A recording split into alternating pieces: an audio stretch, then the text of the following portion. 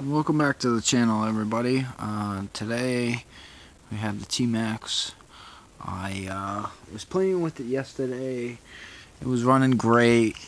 Now I'm usually running on this 30C battery.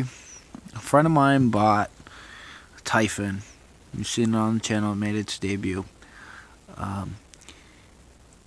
It has 4S batteries as his base batteries. I started using those, the 120C discharge. I do not recommend using those with this ESC from Google.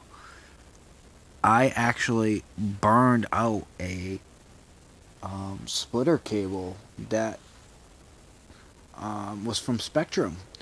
It was one of the orange wires that would normally be from here to the receiver box.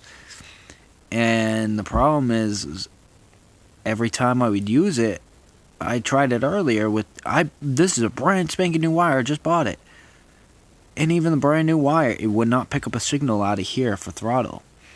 So once I was kicking my ass all day, like, there's got to be something else. There's got to be something else. Because it just didn't seem like the ESC was dead, because I was still getting power to it. I mean, it was still spinning the fan, and I was still getting power to this. It just wasn't giving me throttle. And then there's like a little light right here on the ghouls. It turns red when it's on, and then it goes off once you have it running. Well, the problem was it kept blinking, and when I would hit the throttle, it'd have nothing. It would steer, no problem, but you would have no throttle. So I came to the conclusion that maybe I burned out like my ESC yesterday, and I went crazy. I really thought I burned my ESC out, because I mean it is 4S, but it's like triple the discharge that the thing's really rated for. I mean, this thing's really, the most you want to put on is 600. That thing's a 120 current continuous and a 240 burst. Yeah, it's not over the discharge, but it's a lot real quick for this little motor. But I can't lie, it drove absolutely mental. We did do some modifications, as you guys can see. I know you're probably gonna think, what the hell are these flaps? So I had an old air mattress. I wanted to try it because these front wheels were just super blown out. Like, I had cracks all the way on the inside. So I wanted to see if it would even work. So I got some Harbor Freight super glue, the thin stuff. The gel doesn't work as well. And an old air mattress, and you want to use the ones that are reinforced. So like the middle of the air mattress, the middle balloons of the air mattress would be the best parts. And as you can see down here, this is the inner rubber, and it's really super soft. I tried this, but it just wasn't getting hard. But this stuff is being reinforced, gave structure to the outside of the tire. So as you can see, it's really a soft tire, but it's really hard on the sidewall now compared to the inner sidewall, where you can like, and that's basically where you get your ballooning from. This right here, when your sidewall sinks in like that, you get a lot of ballooning. But with this like that, it gave me a lot less ballooning yesterday. I mean, these are old tires, and they're really starting to get used to being used. They're really nice and soft. So that's all I got to say. I just wanted to keep it sweet and simple today. We will feature this more.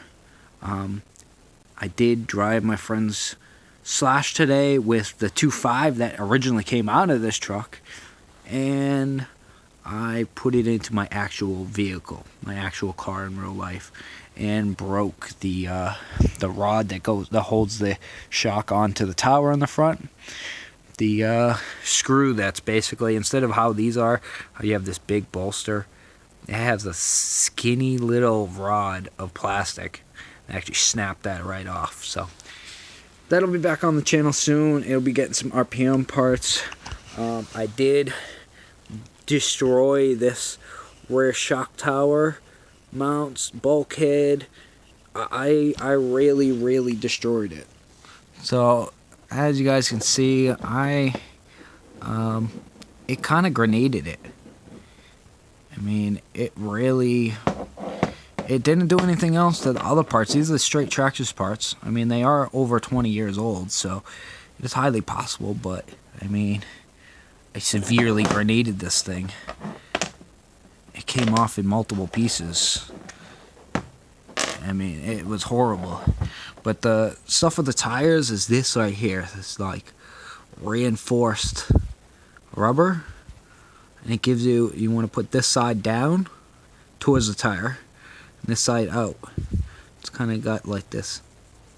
Yeah, so if you're looking for something to reinforce your tires, if you don't care and you don't want to spend like $60 a pair on tires, there's simple ways to fix everything. I mean, I do everything as down and dirty as possible. Oh yeah, for the other motor, the other battery, we have to get this giant EC5 cable for it. It goes from my EC3 to this giant EC5, and it is just absolutely insane. But these little extenders cannot be used with the goolrc. It actually just destroyed one, and then this one won't even read it. So if you got any questions, please please hit the subscribe, and if any questions at all come up, I'll answer them. Thank you.